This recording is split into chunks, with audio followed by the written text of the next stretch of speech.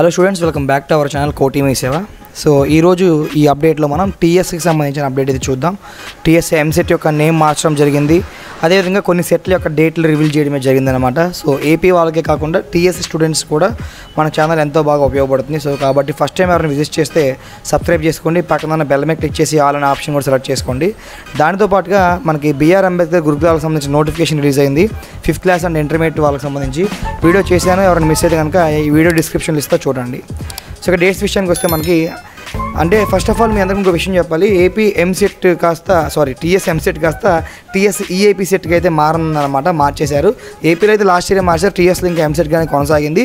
So ఈ year నుంచి EAP సెట్గా అయితే వస్తుందన్నమాట. సో అదొకటి మీరు గమనించండి, నోటీస్ చేయండి. ఈఏపీ సెట్ ఏంటి, ఎంసెట్ ఏమైపోయిందని చెప్పి అనుకోవద్దు. సో ఇక విషయంలోకి వస్తే పరీక్ష ప్రవేశాల షెడ్యూల్ విడుదల అయితే అయిందన్నమాట. తెలంగాణ రాష్ట్రంలో ఉమ్మడి ప్రవేశ పరీక్షల తేదీలు అయితే ఖరారైతే అయ్యాయి, ఫిక్స్ అయిపోయాయి.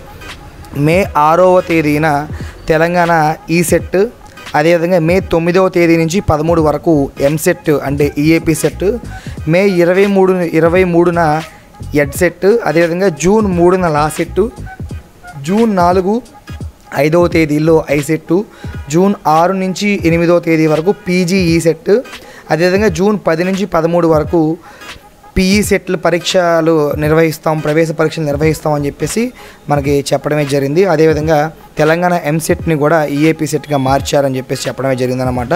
సో ఎగ్జామ్ యొక్క షెడ్యూల్స్ అయితే ఇవన్నమాట, డేట్స్ అయితే ఈ విధంగా ఉన్నాయి.